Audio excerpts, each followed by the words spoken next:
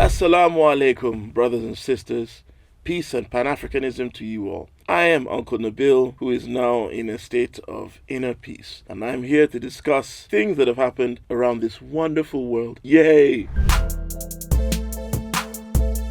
That was the definition of a humiliation ritual. That was terrible. Donald Trump and his sidekick, Batman and Robin, they had that planned. They knew what they were doing. Watch that. You could see Zelensky clenching his fist. You know he wanted to punch him right in the face. You could see it. I don't like any of those guys, but I still felt bad for him. Donald Trump, you have to remember, is a guy who's been in media his entire life. Every major super American media outlet there is, Donald Trump has had a hand in. Reality TV, he's been in there. WWE, he's been in there. Boxing, he's been in there. Animated shows like The Simpsons, these staples in American households, he's been in there. The UFC, he's been in there. Hip hop and rap music, he's been in there. Rock and roll, everything. Probably even porn, who knows? So this guy understands how to work a camera. He knew what he was doing. He wanted to make this man look small, degrade him, make him look weak, and in a way, even a layman understands what's going on. Let the American people know that, look, I am in control. I am not being led by this guy. I mean, it's weird how he didn't have that same energy for Netanyahu, but that's a discussion for another day. Hey, I think this whole situation now, to be honest, if he genuinely is bringing an end to what's happening in Russia and Ukraine, I could heave a bit of a sigh of relief, because at least maybe my gas bill will not be something I need to borrow money from P. Diddy to pay. Please don't make me go to P. Diddy for help. A man climbed the Elizabeth Tower barefoot, because I'm guessing that's hard to do in Air Force Ones, with the Palestinian flag, which I think, you know what, fair play to him. I knew it wasn't a Muslim man doing that, because nobody is going to do that while fasting. The energy that would have taken is crazy. Apparently, I also knew it would have to be a hipster, and I was proven right when they announced that he was seen eating energy bars like Tracker bars and muesli. You can't make this stuff up. As well as I was like, yeah, I bet you that's one of them Shoreditch hipsters. They were like, yeah, he was seen eating muesli. Very brave thing to do when you consider that, we basically have no right to protest these days. You can't. This government and the government preceding it have really clamped down on our ability to use freedom of speech to protest things going on around the world. So Danny boy, probably going to be in prison right now, but not for too long, because you have the complexion for the protection. Thank you. That is how you use your privilege to benefit people, not just calling yourself an ally on Twitter. The way I see it, if you're not prepared to get arrested for the cause, if you're not prepared to die alongside with me, you're not an ally. So you know what? You're probably a vegan, which means I wouldn't like you in real life, but for what you've done, salute.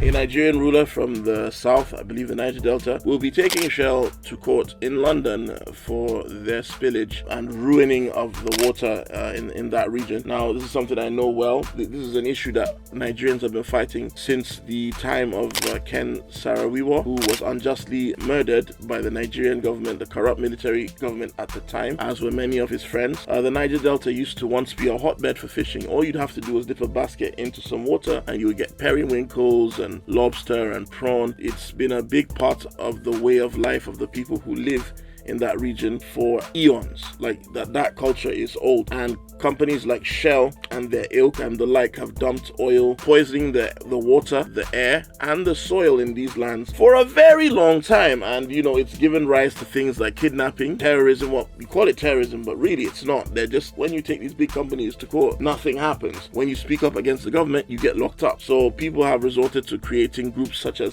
MEND. The rulers are bribed by these companies, so the rulers do nothing about it for the most part, which is why it's surprising and very commendable that this guy is taking them to court in the UK. But the reality is, I don't think he's going to get a fair shake, because nothing is ever fair when you go up against big corporations. Nigeria was initially founded as a company, as a business, not a nation. Nigeria is merely a geographical expression that made the best out of a very bad situation and became a country. So I'll be interested to see how this goes. We're having a lot more African rulers rising up now and holding the West accountable. And we've seen this in the past, but we know how that went. I really hope that it doesn't happen that way again, because look what happened to Thomas Sankara. Look what happened to Patrice Lumumba. Where the West does not like it when Africans speak up against the injustices that they have suffered at the hands of Westerners. But here's the thing, if you are a Brit, if you're someone who's tired of immigration, then I think you should support actions like this and support the government paying damages and returning stolen goods to these countries. Because if you don't want people leaving their countries to come and live here in England, then stop supporting the destruction of countries that leads to the refugee crises that we're seeing. If you are benefiting from a company that's poisoning people's land, you can't complain about them wanting to live somewhere else. It just is what it is. You can't go around the world damaging people's countries for your benefit. So yeah, shout out to this king for what he's doing, and I hope that you get back home from this court date safe and sound. But generally, things tend not to go well for Africans who speak out too much, which is why I have to end everything with a joke. Yeah, I don't have any jokes for that, man. Fuck Shell. And BP too. Reform fighting because, as Rupert Loeb and others feel that Mr. Nigel Farage, is an egotist. What? Swear down! Who'd have thought? And that he doesn't really care about the same stuff that all the other racists care about. They feel he's got like a bit of a messiah complex and wants to be the center of attention and everything should be centered around him. Which, to be honest, isn't that how it's supposed to work when you're the leader of a party? I think that's brilliant. So when things fail, it's all your fault, right? I mean, look at Donald Trump. It worked for him. But yeah, they're upset. And then Mr. Lowe has been accused of being a bully. What, a bully in the Reform Party? No way. He's now threatening to sue the Reform Party. It's almost like reverse Jeremy Corbyn, you know, like... Except you know that these guys will probably find a way to get together and make things work, because right-wingers, you know, far right-wingers always find a way to settle their differences and come together for the greater evil. I've still said it, Nigel Farage is going to be Prime Minister within 2 elections. Magomed Ankalaev defeats Alex Pereira, and it's almost like a metaphor for life. So those of you who don't watch the UFC, he's got this aura about him, you know, this unstoppable Jason from the Halloween movies, or was that Mike Myers? I don't know. Doesn't talk much, just says 2 things, knocks everyone out. And Ankalaev is the guy who, you know, I think just outsmarted the UFC because he doesn't have a gimmick. He's not an English speaker. Everyone thought that Ankalaev would lose, but we non-casual fans knew that Ankalaev probably had the best chance of beating Alex Pereira. But because he didn't have that same intimidating aura or a cool gimmick, the UFC was protecting their cash cow, and they would only offer Magomed Ankalaev the fights during Ramadan because they knew that he would not accept the fights. 3 years ago, he was offered this fight, but in Ramadan, so he turned it down. He got offered the fight again in Ramadan, so he turned it down, right? But finally, he tricks the UFC. He demands the fight, and again, he's offered the fight during the holy month of Ramadan, except this time he says, yeah, sure, I'll take it. Now, everyone and their mom thinks, oh, this guy is going to lose because he's going to be weakened by Ramadan, and he already has an excuse. But the last few days during the weight cut, Magomed Ankalaev just didn't fast. Best way to deal with a bully is to meet them head on. That's exactly what Ankalaev did. In the build-up for the fights, he trolled Alex Pereira and spoke to him like he was a normal person. Before the fights, he's known for doing some weird rituals before the fight, including like a thing where he fires an arrow at his opponent, screams, "Ah!" Comes with these weird paints and talisman all over his body during the weigh-ins. And Ankalaev laughed and said, yeah, but you know, I'm Muslim and it's Ramadan. None of that voodoo stuff's gonna work. The skeptic was like, yeah, but it's all not real. Like if you're not a person of faith. But looking at this, there's 2 perspectives. One, if you're a man of faith, you're like, yeah, you're right, voodoo doesn't work during Ramadan because Muslims believe that demons and stuff are weakened and chained up during Ramadan. But also from a psychological perspective, when you do stuff, when your whole aura, when your whole means of performing, your whole tactic is to intimidate people, and you meet someone that's not scared of you, it bothers you. And you can see that in the fight. This is the first time anybody made Alex Pereira move backwards. The first time Alex Pereira actually looked scared in the cage. It was so weird. It reminds me of when I was a kid and Mike Tyson and Evander Holyfield were gonna fight. And my uncle, only person I knew who thought that Evander Holyfield was going to beat Mike Tyson. And that's exactly what Evander Holyfield did. He stood toe-to-toe with his bully. He was not intimidated. The bully did not know what to do. And you know, this is a metaphor for life. Like, there are bullies out there in life. All you have to do is stand toe-to-toe with them. Don't be intimidated by a bully. Now, I wonder how many of you are going to watch this and then go to your office tomorrow and punch the guy in HR, get fired, and say Uncle Nabil told you to do it. Just go for it, man. Who needs a job anyway?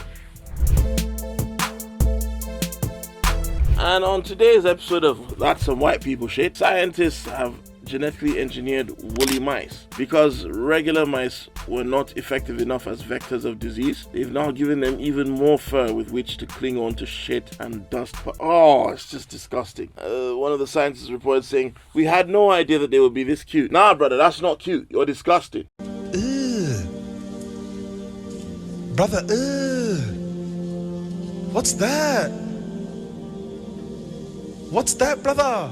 Why do you want to bring back woolly mammoths for? Why? I don't understand. Am I the only person that's watched Jurassic Park? Do you not understand? They're extinct for a reason. God doesn't want them here anymore. Leave it alone. You believe in natural selection, leave them unselected, right? What's next? Saber-toothed tiger or the short-faced bear? Man, they say the short-faced bear is the reason human beings didn't reach certain parts of the world. That means that ancient humans were brave enough to fight saber-toothed tigers, mammoths, T-Rex, but there was one animal so vicious that humans were like, you know what? You can have the end of the world. We'll just let the cold deal with you. These people are so crazy. They will probably try and bring that back next. To be honest, I've always wanted to see what a saber-toothed tiger looked like in real life from a distance. But you don't go and actually do it. Like, why are you bringing them back?